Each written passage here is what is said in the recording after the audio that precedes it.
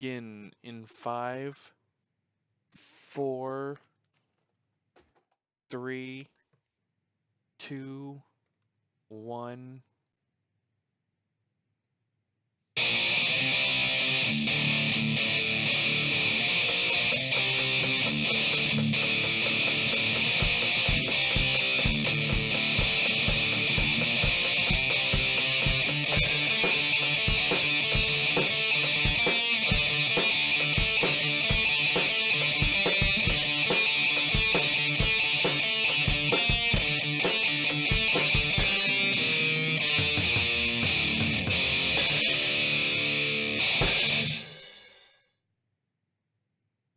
All right.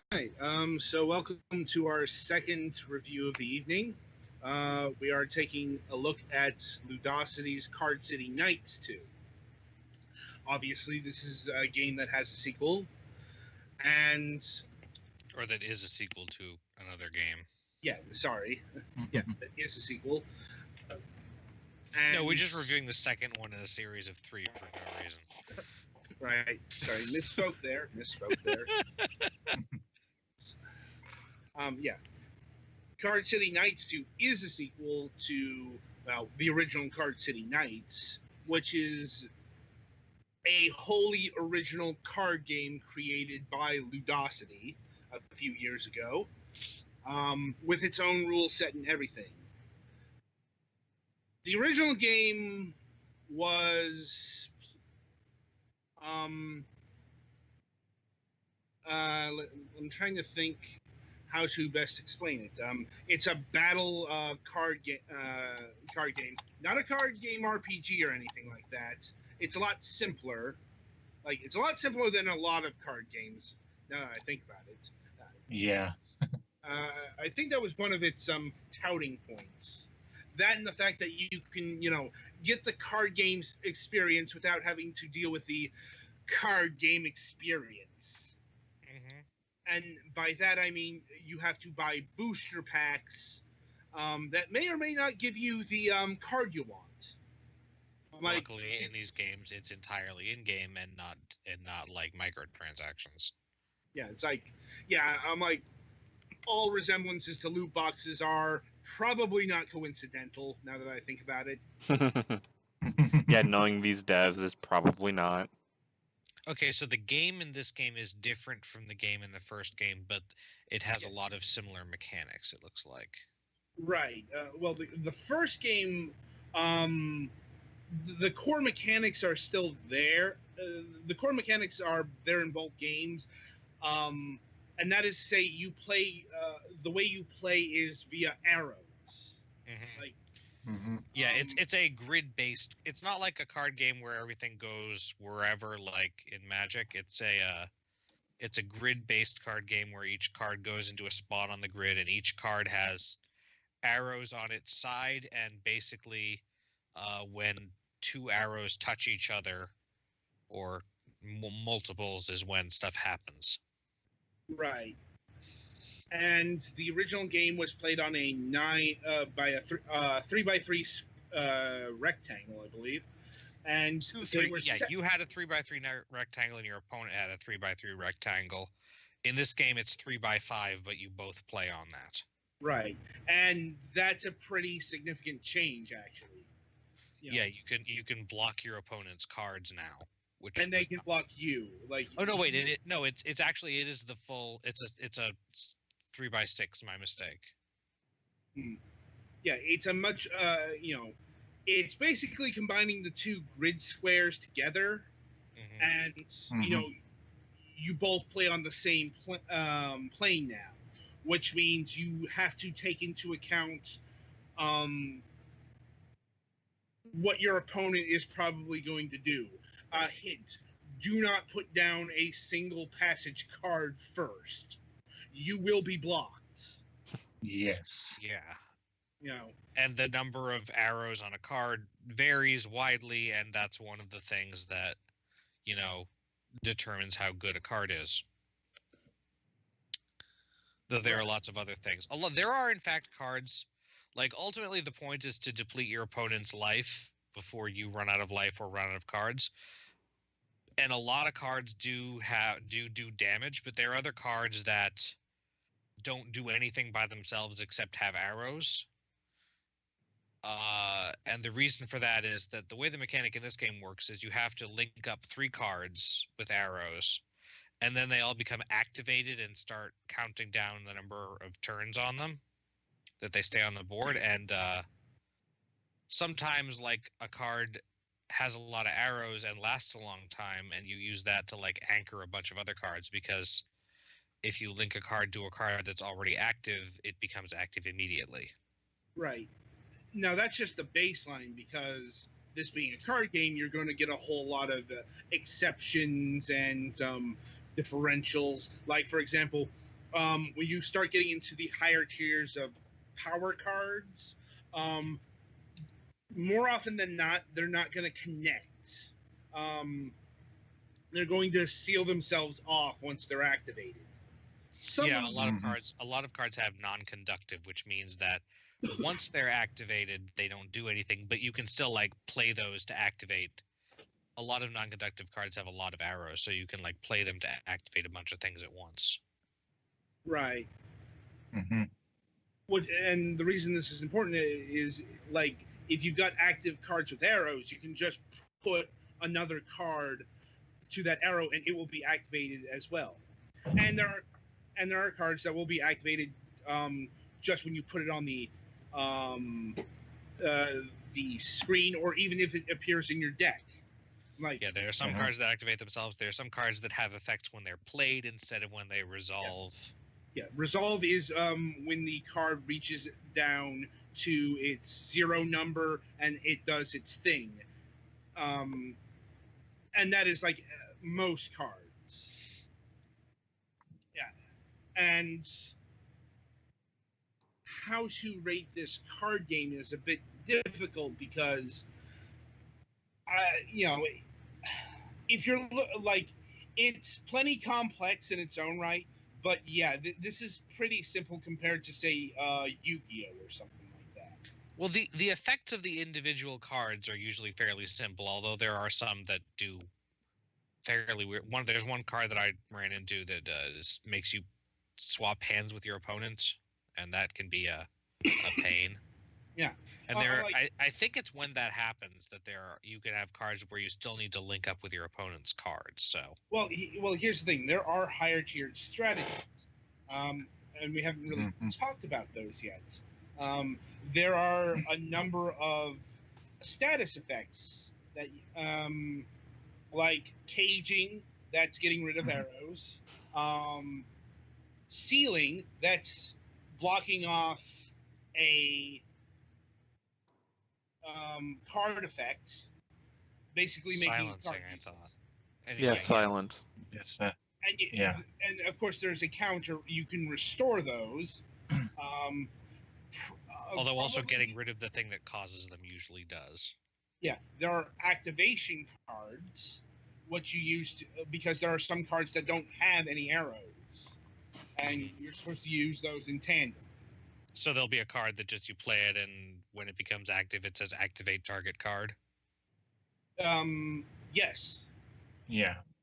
And it doesn't have to necessarily be one of these cards. It's any unactive card, including your opponent's. Like, if all of your cards are active, you'll have to activate some of your opponent's cards. So which is usually bad, but maybe sometimes they have something that has a side effect that you want to trigger early. Right. Yeah. And another strategy is opposite color cards. That is to say, most of your cards, all your cards at the beginning are going to be blue colored, and your opponents are going to be red colored. As you ratchet up the ranks, you're going to start getting colors that are of the enemy's color. Where the arrows are? Yes, where the arrows are. Yeah. And you can use those to link onto the enemy. Like, if you have no openings on your cards, you can link up to your opponent's cards. The downside is, if you do that, your opponent can activate off of that card. Right. Mm-hmm. And so on and so forth.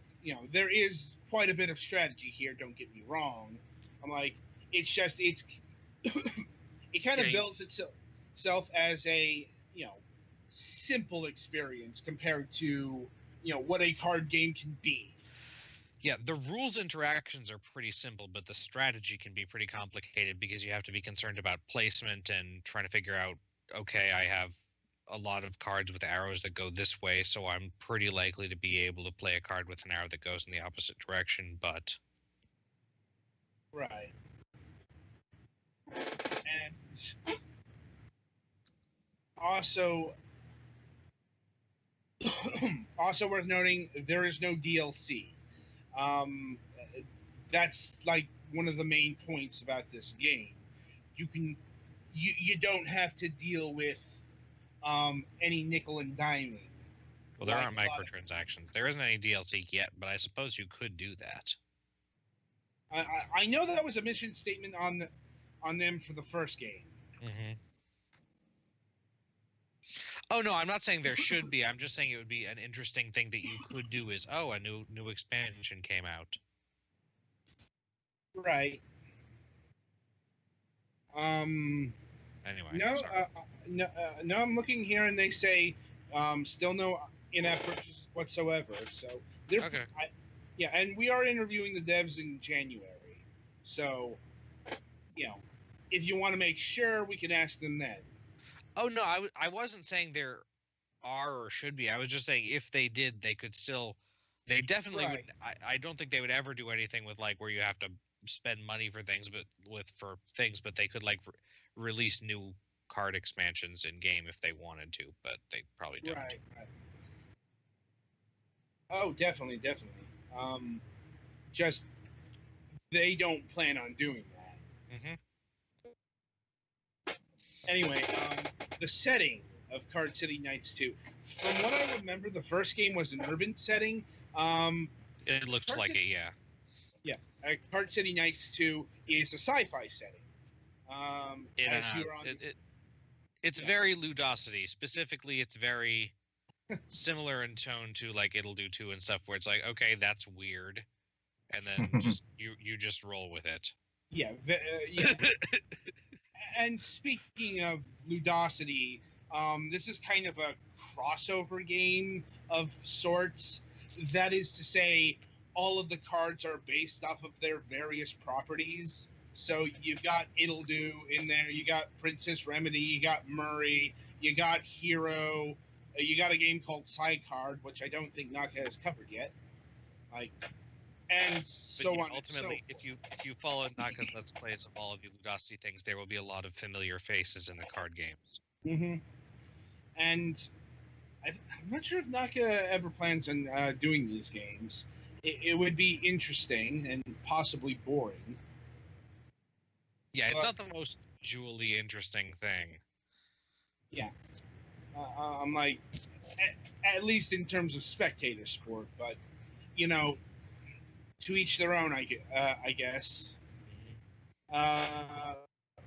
Also of note, there is online multiplayer, which I don't think we actually got a chance to test out. Mainly because it's only 2 players. I mean, the game is built around 2 players, so no 4-player multiplayer or anything like that. Yeah, that would be... It would not mechanically work very well because there are not enough spaces on the board. No. They would have to reconfigure the entire game to accommodate more players. Also worth noting, this game is actually, I hesitate to say it's built for mobile, but it certainly works well on mobile. Yeah, it works fine with a mouse too. There's not really... I mean, you enter your character's name at the beginning of the game. Otherwise, everything is pretty much just point and click. Mm-hmm. Also, you can't click around in the overworld. Like, it kind of works like a first-person adventure game with dialogue and talking and stuff, although there's not much to do besides talking to people and dialogue options and clicking around every scene for random coins and also, like, packs of a few cards or card sleeves, which change what the back of your card looks like and are cosmetic. Hidden mini games. Oh, I haven't run into any of those yet, but maybe I wasn't looking hard enough. You're probably not up to them. Like I found two. One was a kind of side-scrolling endless runner deal, and the other was a 3D platformer. I, you know, they were interesting. I didn't really care for either because they were kind of awkward to control, especially the 3D platformer. Like doing that with a keyboard is very awkward. Mm-hmm. Your rewards are unique cards, so there are probably more mini games. I just didn't find them, but I did find at least two. Right. So pricing. We got two prices on this. If you want to buy this on either Android or iOS, it's going to run you $5. And if you want to play it on PC, it's going to run you $10 base. And there's also a soundtrack available for $4. No bundle, surprisingly. I'm like, it's actually worth getting the soundtrack. Mm-hmm. Yeah, the music is pretty nice. Yeah, It is. the soundtrack is very diverse. Like you'll get very sci-fi oriented music as you'd expect the setting. You'll get very relaxing music, a lot of piano medleys. Like you'll get just weird jazz things. Like it's very eclectic. Hmm. And Oh, and this game does have online multiplayer. Yeah, we talked Obviously. about that. Okay. yes. Sorry, I missed that part. All right. So, is there anything else we need to mention in regards to Card City Nights 2? This is a game you can play. It's really cute and kind of funny, but the card gameplay is pretty simple. So, Mm-hmm. I mean, it's easy to learn anyway. Yeah, it's a charming. Go ahead, Twilight. It's a charming and surprisingly addicting game at times. At least that's what it was. Right. So it's a solid game. You know, you might find it a little lacking on the upper echelons. I'm like, you can do a whole bunch of play styles. I preferred power. Like, but you can do like defense, you can do healing, and so on and so forth. Yeah, I would say if you like Ludosity's style and don't hate card games, it's at least worth trying. Right. So on that note, I believe we will conclude the Fragments Silicon review for the week. So, coming up in the week ahead, Pettyfan, why don't you tell us what we're doing for MSP this week? I'm not sure yet. Because Always good sign. yeah, nobody's gotten back to me yet, so Right. We are in communication with various people, but have not nailed anything down yet. Yeah, I'm like, I'd say watch this space for details because we do have a Tuesday show. I have confirmed that Julian is over his various ailments, and he will be joining us this Tuesday. It's going to be a little later. Like, he's in Bulgaria, so it's going to be about 6 o'clock there. But yeah, Julian Galop of Snapshot Games, he's the creator of the XCOM franchise, among other developments. Like, very long history, very, you know, the interview could go over an hour. I don't know yet. But coming up on our Wednesday show, well, that's kind of the $64,000 question, because we still do not have a guest for our Wednesday show. This may change in the next 2 days. Sorry. Just coming off of something. But it's looking like we're going to be having a double topic week, and we're going to be talking about net neutrality and Player Unknown's Battlegrounds.